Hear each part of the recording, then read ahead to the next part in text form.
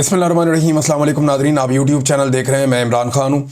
Nadreen, दरियाओं की सूरत हाल मैं आपको बताता हूँ, लेकिन सबसे पहले मैं आपको ये बताऊँ कि इसके बाद जो मेरा नेक्स्ट वीलॉग होगा वो लाइव होगा और उसमें हम 6 घंटे तक आपके साथ मौजूद रहेंगे। मेरे साथ हमारे बहुत सारे साथी हैं पाकिस्तान के मीडिया के। ये वो तमाम लोग हैं जिन्होंने रियासत के सामने घुटने टेकने से इनकार किया। ये वो तमाम लोग हैं जो अपनी पूरी ताकत के साथ खड़े रहे। इनमें हमारे साथ समीना पाशा साहिबा मौजूद होंगी, खातून है, मैंने सबसे पहले उनका नाम लिया। और यह मकबूल जान साहब, हारून रशीद साहब, हमारे साथ समी इब्राहिम साहब होंगे, साबिर शाकिर साहब होंगे, उमर दराज गोंदल साहब होंगे, हमारे साथ सभी काजमी साहब होंगे और मेरे बड़े प्यारे दोस्त मेरा भाई सिद्दीक जान मेरे साथ मौजूद होंगे। और बहुत सारे हमारे दोस्त हैं मीडिया के जो हमें ज्वाइन करेंगे। हम एक टेलीथॉन करने के लिए जा रहे हैं और ये लाइव टेलीथॉन होगी। जो दरियाई इलाके हैं जहाँ पे सैलाब आया वहाँ से सारी सूरत हाल आपके सामने रखेंगे। हमें किन चीज़ों की ज़रूरत है, हमें क्या करना पड़ेगा, किस तरीके से पाकिस्तान को इस आफत से बचाया जा सकता है। देखें, ये बहुत बड़ी आफत है, ये कोई छोटी मुसीबत नहीं है। इंडिया के अंदर बहुत नुकसान हुआ है, पाकिस्तान के अंदर भी बहुत नुकसान हुआ है। मैं अभी आपके सामने चीज़ें रखूंगा, लेकिन पाकिस्तान टाइम के मुताबिक रात 8 बजे से ऑनवर्ड हम एक टेलीथॉन करने जा रहे हैं जिसमें हम सारे पाकिस्तानी अपने अपने तौर पे सैलाब मुतासरीन की मदद करेंगे। हम सारे मिलकर फंड रेजिंग करेंगे और फिर उस फंड को सैलाब मुतासरीन के लिए हम खर्च करेंगे। हमने एक चीज़ का तहैया किया सब लोगों ने मिलकर कि हमने किसान को वापस खड़ा करना है, खास तौर पे छोटे किसान को जिसकी फसल तबाह हो गई, जिसका खेत तबाह हो गया। हम उसे कैसे सहारा दे सकते हैं, नए बीज के साथ, खाद के साथ, उसकी फसल के अंदर हल चलाकर, और बहुत सारे मल्टीपल तरीके हैं वो भी हमने करने। लेकिन पहले जो है वो रेस्क्यू का काम है, रिलीफ का काम है, उसके अंदर हम जो कर पाएंगे पहले वो करेंगे। और ये सारी चीज़ें ग्राउंड पे अभी भी बहुत सारे लोग कर रहे हैं। हम खुद ग्राउंड के ऊपर हमारी टीमें ये काम कर रही हैं और आने वाले दिनों में हम बड़ी तेज़ी से ये काम करेंगे। और इसके लिए ये एक टेलीथॉन जो आज शुरू हो जाएगी रात 8 बजे पाकिस्तान टाइम के मुताबिक, और ये हम तकरीबन 5 घंटे इसको 5 से 6 घंटे में इसको जारी रखेंगे। और ये सारे लोगों के मैंने नाम लिए, ये लोग हमारे साथ इसमें मौजूद होंगे। सूरत हाल क्या है नादरीन, पंजनद में 5 घंटों में 1 लाख से क्यूसिक से ज़्यादा का पानी जो है उसमें इजाफा हो गया है। 6 लाख क्यूसिक से ऊपर का रेला इस वक्त पंजनद से गुजर रहा है। हेड गंदा सिंह में पानी में लगातार इजाफे का रुझान हो रहा है। हालांकि इंडिया में बारिशें रुकी, इसके बावजूद जो पानी का फ्लो है, जो पीछे से पानी आता चला जा रहा है, वो रुक नहीं रहा। और अभी इतला आई है कि इंडिया में मजीद बारिशें आने वाले दिनों में शुरू हो जाएंगी, जबकि पाकिस्तान में अगले 2 से 3 दिन में बहुत तेज़ बारिशों की और तूफ़ानी बारिशों की पेशन गोई है। बेशतर अजला के अंदर ये बारिशें हो सकती हैं, ये 9 सितंबर 10 सितंबर इन दिनों के अंदर। तो सूरत हाल अभी गंभीर है और हमें किसी बड़े चैलेंज का खुदा न खास्ता सामना करना पड़ सकता है। लेकिन जो अब तक की है डिटेल वो मैंने आपके सामने रखी। मुल्तान में इमरजेंसी नाफिज हो गई है। वहाँ पे जलालपुर पीर वाला का जो मुख्तलिफ बंद थे, जो ब्लॉकेज लगे हुए थे पानी के आगे, वो टूट गए हैं। और उसके बाद दर्जनों देहात और दर्जनों बस्तियाँ ज़ेरे आब आ गई है। ये पीर महल का इलाका पूरा का पूरा डूबा हुआ है। मुल्तान की सराउंडिंग में जो एरियल व्यू लिया है मीडिया के लोगों ने, उससे पता चलता है कि सारे के सारे इलाके डूब गए हैं और वहाँ पे इमरजेंसी नाफिज की गई है। पंजाब हुकूमत ने भी ये कहा है कि इस तरफ जाने से गुरेज करें लोग और इंतज़ामिया की बात माने। मसाजिद के अंदर ऐलान करवाए गए हैं, क्योंकि इससे पहले किसी को आइडिया नहीं था कि ये एरिया डूब जाएगा। लेकिन पानी इतनी शिद्दत से आ रहा है कि वो कंट्रोल नहीं किया जा सका। इंडिया में भी इसी तरह हुआ है, वहाँ बहुत बड़ी तबाही हुई है। और सतलुज में इंडिया ने फिर पानी छोड़ा, उन्होंने उसकी बाकायदा वार्निंग जारी की। वो वक्तन फवक्तन वार्निंग दे रहे हैं, पानी छोड़ रहे हैं, जबकि इंडिया के अपने अंदर एक बहुत बड़ी तबाही आई है। यानी जितना जानी नुकसान पाकिस्तान में हुआ, इससे ज़्यादा जानी नुकसान इंडिया में हुआ है। जितना मवेशियों का नुकसान पाकिस्तान में हुआ, इससे ज़्यादा मवेशी हमने इंडिया में बहते हुए देखे हैं। बल्कि बहुत सारे मवेशियों की लाशें उनकी बहती हुई पाकिस्तान आ गई हैं।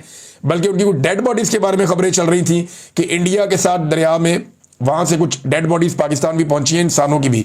एहसन इकबाल साहब जो हमेशा बड़ी लंबी प्लानिंग करते हैं, लंबी बात करते हैं, तो एहसन इकबाल साहब ने बताया और ये इस बात का एतराफ़ किया कि सैलाब ने हमें 30 साल पीछे धकेल दिया है। ये एहसन इकबाल साहब कह रहे हैं। अब मुझे ऐसा लगता है कि ये वो कह रहे हैं हमारी 30 साल की जो मेहनत है वो सैलाब बहाकर ले गया है। सैलाब से सड़कें, रास्ते, पुल और देहात सारे हमारे तबाह हो गए हैं। ये एहसन इकबाल साहब ने कहा। फिर एक और जगह पे एहसन इकबाल साहब कहते हैं कि ये भारत ने हमसे बदला लिया अपनी शिकस्त का। देखिए, भारत के अंदर जो तबाही हुई है वो पाकिस्तान से ज़्यादा हुई है। उनका किसान पाकिस्तान से ज़्यादा मुतासर भी हुआ है, उनके देहात, उनकी फसलें भी तबाह हुई हैं। उनके मवेशियों का नुकसान बहुत बड़ा है, जानी नुकसान भी भारत में बहुत बड़ा हुआ है। तो उनका नुकसान हुआ और हमारा भी नुकसान हुआ। इसको आबी जारहियत नहीं कह सकते, ये बात पाकिस्तान के वजीर दिफा ख्वाजा आसिफ खुद अपने मुंह से कह चुके हैं। अब इंडिया में डाल के तो आप नहीं बच सकते ना। जो बंदोबस्त आपने करना था, दरियाओं के रास्ते में सोसाइटियां बन गई, उनके रास्ते रोक लिए गए, ये तो होना था। फिर एक कुदरती आफत है, बहुत ज़्यादा पानी आया, तो डेफिनेटली उसने अपने रास्तों से गुजरना था। जब आप रास्ते ब्लॉक करेंगे तो पानी अपने रास्ते बदलेगा। तबाही तो ज़्यादा इंडिया में आई है, पाकिस्तान ने तो ऐसा लगता है खुद तबाही को दावत दी है। हमारी बैड गवर्नेंस की वजह से, नाकिस प्लानिंग की वजह से भी हमें मार पड़ी है। तो नाजरीन, इस वक्त यानी इंडिया में तो बारिशें उसी वक्त हो रही थी ना, वहाँ तो सैलाब का उनको आइडिया नहीं, मौका ही नहीं मिला संभलने का। लेकिन हमें तो पहले से हम आगाह हो गए थे कि इतने दिनों के बाद आ रहा है। इसके बावजूद हम अपने मवेशियों को, अपने लोगों को, अपने नुकसानात को कम करने में हम कामयाब नहीं हुए। ये एक एहसन इकबाल साहब का एतराफ़ है बैड गवर्नेंस का। यानी अब वो सैलाब के खाते डालेंगे अपनी सारी नाकामियों को। ये जो आगे आने वाले दिनों में महंगाई आएगी, जो बेरोजगारी आएगी, जो गुर्बत आएगी, जो परेशानी आएगी, एहसन इकबाल साहब ने उसको सैलाब के खाते में डाल दिया। बांग्लादेश में बहुत सैलाब आते हैं, उन्होंने कभी ऐसा नहीं कहा कि हम 30-40 साल पीछे चले गए। वो दोबारा खड़े होते हैं, फिर से अपने आप को बनाते हैं, और 2 साल के बाद पता भी नहीं चलता कि वहाँ कोई मुसीबत आई थी। अब इंडिया में पाकिस्तान से तकरीबन आप एक जैसा कर लें चले, जैसा सैलाब पाकिस्तान में आया वैसा ही इंडिया में भी आया। लेकिन इंडिया में किसी ने नहीं कहा कि वो 30 साल पीछे चले गए। आप 1-1.5 साल के बाद, 2 साल के बाद देखिएगा इंडिया में सारी चीज़ें नॉर्मलाइज हो जाएगी। लेकिन पाकिस्तान में क्योंकि हुकूमत अवाम के ऊपर ही छोड़ देती है, वो मुतासरीन के ऊपर ही छोड़ देती है कि अपनी कमर खुद ही सीधी करो, अपना इलाका खुद ही ठीक करो, अपने मामलात को खुद बेहतर करो, लिहाजा यहाँ पे फिर चीज़ें जल्दी ठीक नहीं होती। तो इस तरह के बहाने बनाए जाते हैं, जनाब सैलाब की वजह से हम तबाह हुए, वरना हम तो बहुत कोई स्विट्ज़रलैंड बनने जा रहे थे। अब ये चीनी का, गंदम का और चावल का जो हालिया बहरान है, ये याद रखिएगा सैलाब से पहले का है। ये जो गंदम वाला इन्होंने पाकिस्तानियों को चूना लगाया और किसान को ख़ास तौर पे, ये सैलाब से पहले का है। ये चीनी वाला स्कैंडल सैलाब से पहले का है। और ये जो हालिया बहरान पैदा हो गया हमारे सरों के ऊपर, ये चावल का भी, ये इनकी वजह से है और इनकी मेहरबानी की वजह से है। लिहाजा एहसन इकबाल साहब ये कह रहे हैं कि 30 साल पीछे हमें धकेल दिया, ये एक बिला वजह कहानी है। अगर हुकूमत अपना पूरी तरह से बंदोबस्त करे और अपनी पूरी एफर्ट लगाए और सब्सिडीज फराहम करे और अपनी पूरी तवानाइयाँ यहाँ पे खर्च करे, तो कोई वजह नहीं है कि पाकिस्तानी बहुत मेहनती हैं, जल्दी इसमें से निकल जाएंगे। आप देखिएगा भारत इससे कैसे निकलेगा। आप देखिएगा बाकी मुल्क जहाँ पे सैलाब आता है वो इसमें से कैसे निकलता है। बांग्लादेश में आता है, वो भी इसमें से निकल जाते हैं। लेकिन पाकिस्तान ने इसको भी एक, ऐसा लगता है इस हुकूमत ने एक अपॉर्चुनिटी के तौर पे लिया है। नादरीन, एक और मेरे पास यहाँ पे एक खबर है, अकबर बाजुआ साहब ने खबर दी है। ये बड़ी इंटरेस्टिंग खबर है। एक वीडियो है, उसमें नज़र आ रहा है कि कुछ पाकिस्तानी किसान खड़े हैं, देहाती लोग खड़े हैं, एक पीछे जो है वो पानी की बेड़ी एक खड़ी हुई है। पानी के ऊपर एक कश्ती चलती है ना, एक बेड़ी भी चलती है। वो सजाद अली के गाने में शायद आपने सुना होगा, जो लोग नहीं जानते कि बेड़ियाँ, तो ये बेड़ी जो होती है ये पानी के ऊपर चलती है और इसको एक लंबे डंडे के साथ चलाते हैं ज़मीन में। उसका वो दरिया के नीचे जाके वो लगता है 30-30, 25-25 फुट लंबा एक डंडा होता है, उसके ज़रिए से इसको ले जाते हैं। बाद औक़ात कोई चप्पू से भी चला लेते हैं छोटी बेड़ी को, लेकिन ये डंडे के साथ चलती है ज़्यादातर। और इसके अंदर ट्रैक्टर ट्रालियाँ भी ले जाते हैं, जानवर भी ले जाते हैं। इसमें बहुत वज़न आप डाल सकते हैं बेड़ी के अंदर। ये हमारे दरियाओं पे बहुत हैं यहाँ पंजाब में। तो एक बेड़ी पीछे खड़ी है और उसमें वो किसान उतर रहे हैं और वो बता रहे हैं कि जनाब हम इंडिया वाली साइड पे गए थे, वहाँ से हम चारा काट के लाए। तो वो जो पूछने वाला है वो पूछता है कि इंडिया से चारा काट के लाए? उन्होंने कहा जी बिल्कुल हम वहाँ से लेकर आए।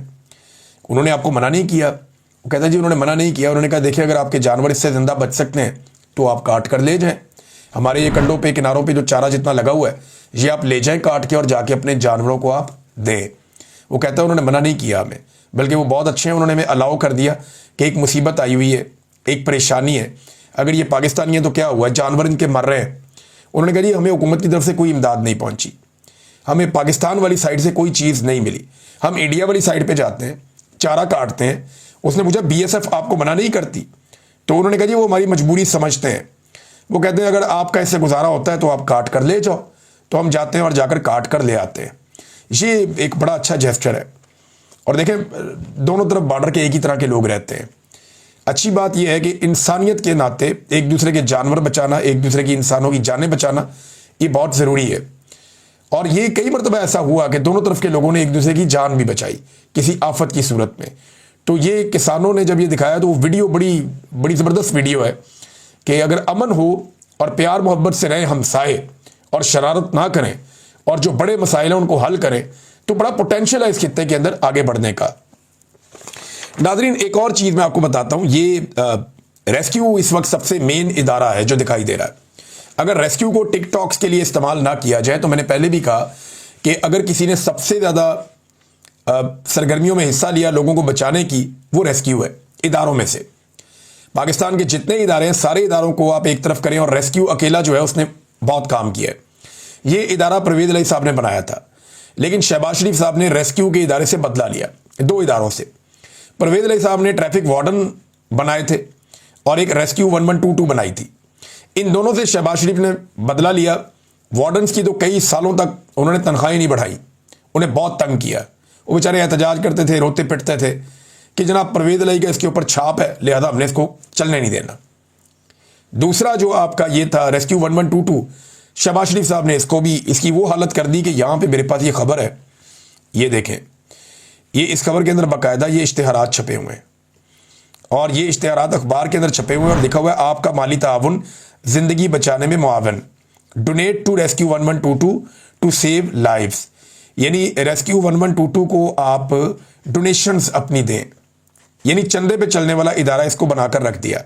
नेशनल बैंक ऑफ पाकिस्तान का PCSIR ब्रांच लाहौर में FC कॉलेज के साथ जो है, यहाँ मैं पढ़ता था, इधर हम खाना खाने जाते थे, तो उन्होंने कहा जी एमरजेंसी सर्विस फंड के अकाउंट नंबर, आगे अकाउंट नंबर लिखा हुआ है, इसके अंदर पैसे जमा करवा दें।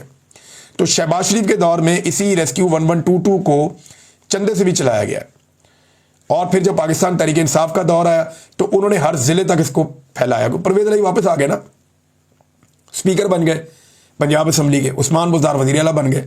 तो क्योंकि परवेज़ इलाही का एक प्रोजेक्ट था, बड़े अरसे तक यतीम रहा, तो उन्होंने आकर कहा जी फैलाओ इसको दोबारा। आज वही रेस्क्यू 1122 है जो परवेज़ इलाही साहब के दौर में और उस्मान बुज़दार के दौर में तमाम जिलों तक फैलाया गया। आज वो रेस्क्यू 1122 काम आ रहा है।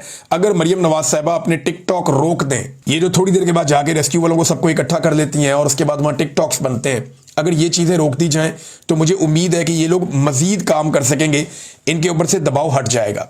फिर एक और खबर है कि माहौलियात को नुकसान पहुँचाने के हवाले से लाहौर में नाज़रीन हमने बहुत दफ़ा एहतजाज किया, बहुत दफ़ा रिक्वेस्ट की, लेकिन शरीफ खानदान मानता ही नहीं था। इन्होंने लाहौर में अंधाधुंध कटाइयाँ की हैं दरख्तों की। मिसाल के तौर पे ये अगर डॉन की रिपोर्ट आप देखें तो शहबाज शरीफ के वज़ारत आला के दौर में लाहौर में खरबों मालियत के मेगा प्रोजेक्ट्स के लिए हज़ारों दरख्त काट दिए गए और ये वो दरख्त थे जिसकी उम्र 50 साल 70 साल, इतने पुराने और बड़े दरख्त, वो दरख्त जो बड़े घने दरख्त थे, बहुत बड़े दरख्त थे। एक जो दरख्त है ना बड़ा दरख्त, वो कोई 36 बच्चों को, नन्हे बच्चों को ऑक्सीजन फराहम करता है, इतना ज़रूरी है। तो इन्होंने जनाब वहाँ पे बहुत बड़ी मिकदार में दरख्त काट दिए। 5000 दरख्त इन्होंने लगभग अपनी सड़कें चौड़ी करने के चक्कर में, अपने छोटे मोटे प्रोजेक्ट करने के चक्कर में इन्होंने काट दिए। बड़ा एहतजाज भी हुआ लाहौर में, इन्होंने दबा लिया एहतजाज पुलिस के ज़रिए से। फिर इन्होंने दावा किया कि हम बहुत दरख्त लगाएंगे। हमने देखा लाहौर में कोई शजरकारी हुई नहीं, कोई दरख्त लगे ही नहीं, इन्होंने कोई काम किया ही नहीं। और अब आप माहौलियाती तब्दीली के असरात देख रहे हैं। लाहौर में जब स्मोक आती है, सर्दियों में आप वहाँ नहीं रह सकते, बरसात में अजीबोगरीब तरीके से बारिशें होती हैं बेमौसमी, आप गुजारा कर नहीं सकते। गर्मियों के अंदर इतनी शदीद गर्मी हीट वेव आती है कि आप उसका भी गुजारा नहीं कर सकते। तो लाहौर में रहने के लिए मौसम भी चंद महीने ही रह गया है। यानी अभी मैं स्मोक के बारे में पढ़ रहा था कि जो शख्स लाहौर के अंदर पूरा साल गुजार लेता है और जो स्मोक के महीने हैं, जब ये हवा में स्मोक आ जाती है कार्बन, तो आप जब वहाँ पे रहते हैं कुछ अरसा तो आपकी ज़िंदगी के चंद साल कम हो जाते हैं। ये मैंने बाकायदा रिसर्च पढ़ी कि लाहौर का जो AQI है, एयर क्वालिटी इंडेक्स, वो सर्दियों में इतना ख़राब हो जाता है कि वहाँ पे रहने वाले आदमी की ज़िंदगी कम हो जाती है। ये नाज़रीन हालात हैं। अब आ जाए नाज़रीन कुछ पॉलिटिकल खबरों की तरफ। इमरान खान साहब ने कुछ फैसले किए हैं और उनमें 3 बड़े फैसले हैं जो ये बताते हैं कि आज इमरान खान साहब कहाँ खड़े। पहला फैसला उनका ये है कि लाहौर में मिलिट्री कोर्ट से जो सज़ा पाने वाले मियाँ अकरम उस्मान साहब, ये मियाँ महमूद रशीद साहब के दामाद भी हैं और बड़े अच्छे आदमी हैं, इन्होंने बड़ी कुर्बानी दी है। ये उन लोगों में से हैं जिन्होंने फस्तायत के खिलाफ इलेक्शन लड़के जीता भी था। तो अकरम उस्मान साहब को लाहौर का सदर बना दिया गया है इससे पहले जो है वो शेख इम्तियाज़ साहब ने बड़ा शानदार काम किया, बड़े मुश्किल हालात में लाहौर के सदर के तौर पे बड़े सबसे टफ हालात में उन्होंने काम किया। अब मियाँ अकरम उस्मान साहब आए, एक बड़ा इम्तिहान है, लेकिन इससे पता चलता है कि इमरान खान साहब अग्रेसिव मोड के अंदर है। मिलिट्री कोर्ट से जिसको सजा हुई उसको लाकर बनाया लाहौर का सदर। फिर 8 सितंबर की जो हड़ताल है उसकी उन्होंने मुकम्मल हमायत की। जो बलूचिस्तान में हड़ताल होने जा रही है, जो पूरे खैबर पख्तूनख्वा में इन्होंने एहतजाज की कॉल दी है, तो इसके ऊपर भी एक इमरान खान साहब ने बड़ा सख्त मौक़िफ़ लिया कि हम पूरी हमायत करेंगे, अचकज़ई साहब की और जो अख्तर महंगल साहब है। फिर तीसरा उन्होंने इरफान सलीम साहब को नामजद किया सेनेट की नशस्त के लिए, जहाँ से शिबली फराज साहब को नाअहल करार दिया गया। तो ये चीज़ें बताती हैं इमरान खान साहब अपने मौक़िफ़ से 1 इंच भी पीछे नहीं हट रहे और एस्टेब्लिशमेंट की जो ख्वाहिश है वो फ़िलहाल पूरी होती हुई दिखाई नहीं दे रही। इस वक्त इमरान खान साहब नाज़रीन जो गिरफ्तार हैं वो अल-कादर ट्रस्ट केस के अंदर गिरफ्तार है। ये मैं ज़रा थोड़ा आपको बताऊं कि वो अंदर क्यों है। इमरान खान साहब इस वक्त जो जेल के अंदर बंद हैं, उन्हें अल-कादर ट्रस्ट का जो केस था उसमें सज़ा सुनाई गई है, वो उसकी सज़ा काट रहे हैं, उसके बारे में जेल में वो बंद है। जो 9 मई वाले मुकदमात हैं उनमें इमरान खान साहब की बेल हो चुकी है और ये जो अभी केस चल रहा है अदालत के अंदर, इसमें भी वो गिरफ्तार नहीं है। तोशाखाना 2 वाला इमरान खान साहब गिरफ्तार हैं अल-कादर केस में। अब अगर अल-कादर केस लग जाता है इस्लामाबाद हाई कोर्ट में, जिसे जस्टिस सरफराज डोगर साहब जो चीफ जस्टिस बनाए गए हैं लाहौर से लाकर, वो लगने नहीं दे रहे और बड़े लंबे अरसे से उन्होंने इस केस को लगने से रोका हुआ है। वकील ये कहते हैं जैसे हाई कोर्ट में लगेगा, ये चंद घंटों का केस है, हम पहली दूसरी पेशी पे इमरान खान साहब को बाहर ले आएंगे। इमरान खान साहब इस अकेले केस में बाहर हैं, यूनिवर्सिटी बनाने वाले केस में। अगर ये केस लग जाता है, फर्ज करें 1 दिन में 2 दिन में, जैसे ही ये केस लगेगा इस्लामाबाद हाई कोर्ट में, इसका फैसला आना पड़ेगा। इसका फैसला आते ही अदालत की छुट्टियां खत्म हो गई हैं, इमरान खान साहब जेल से रिहा होकर बाहर आ जाएंगे। होना तो ये चाहिए। लेकिन अब जो तोशाखाना 2 वाला मामला है उसकी समातें तेज कर दी गई हैं, वहां पर जरा रफ्तार बढ़ा दी गई है ट्रायल की, ताकि उसमें इमरान खान साहब को सजा सुना दी जाए और अल-कादर वाली अपील लगा दी जाए।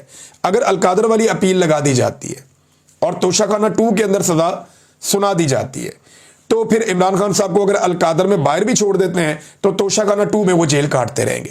फिर उसके अंदर भी 2-3 महीने गुजारने का मौका मिल जाएगा कि वो अपील करेंगे, अपील नहीं लग रही, तो उन 2-3 महीनों के अंदर इमरान खान साहब को अंदर रखने के लिए फिर 9 मई को इस्तेमाल किया जाएगा कि कहीं इमरान खान साहब को फाइनली 9 मई की सजा सुना दी जाए। तो अभी तो सिस्टम इमरान खान साहब को अंदर रखने के लिए पूरा जोर लगा रहा है और इमरान खान साहब की जान खतरे में है। इसके बारे में भी लोग बात करते रहते हैं, बार बार बात करते हैं। और जो शरीफ खानदान है, उन्होंने एक्सटेंशन का जो एक फैसला किया है उसके लिए उनकी जानिब से कुछ शराइत हैं, कुछ दूसरी जानिब से भी बातें हैं, और वो बातें मार्केट में आ गई हैं और जो रह गई हैं वो भी आ जाएंगी आने वाले दिनों में। ऐसी चीज़ें कोई छुपी नहीं रहती। आलिया हमजा साहिबा ने एक फ़ैसला किया है मंगल वाले दिन के हवाले से, और उनका फैसला ये है, आलिया हमजा साहिबा ने कहा कि अरकान सूबाई असम्बली जितने भी हैं पंजाब के और जो वेस्ट पंजाब के तमाम टिकट होल्डर, ये जो मगरबी पंजाब या जिसको आप कहते हैं अडियाला के आसपास वाले जितने इजला हैं, उनके सारे टिकट होल्डर्स, स्टेक होल्डर्स, तंजीमी ओहदेदारान, यूनियन कौंसल लेवल तक के ओहदेदारान और वकला, वो सारे 9 सितंबर बरोज़ मंगल दोपहर 1 बजे अडियाला जेल के बाहर उन्होंने बुलवा लिए हैं आलिया हमजा साहिबा ने। और ये ज़ईम लगारी साहब ने ये खबर ब्रेक की है। उन्होंने बताया जी कि ये आलिया हमजा साहिबा ने किया कि इन सारों को बुलाया जाए और बुलाकर वहाँ पे एहतजाज किया जाए अदालत के बाहर, या जो प्रेशर डेवलप करना है वो किया जाए। अब अगर तोशाखाना वाला केस आज चलता है तो वहाँ क्या सूरत हाल बनती है इसके बारे में अभी कुछ नहीं कहा जा सकता। लेकिन इमरान खान साहब के वकला का ये मानना है कि इससे पहले कि इमरान खान साहब बाहर आए जेल से, कोशिश की जाएगी कि उन्हें तोशाखाना में सजा दे दी जाए, ताकि अगर दूसरे केस में बाहर आते हैं अल-कादर वाले में तो तोशाखाना वाले में उन्हें अंदर रखा जा सके, और फिर तोशाखाना वाले केस में अंदर रखते हुए 9 मई वाले केसेस में कोई राह हमवार की जाए और मैक्सिमम टाइम इमरान खान साहब का जेल में गुजारने का बंदोबस्त किया जाए। देखते हैं क्या होता है। अब तक के लिए इतने, अपना ख्याल रखिएगा, अपने चैनल का भी। अल्लाह हाफिज़।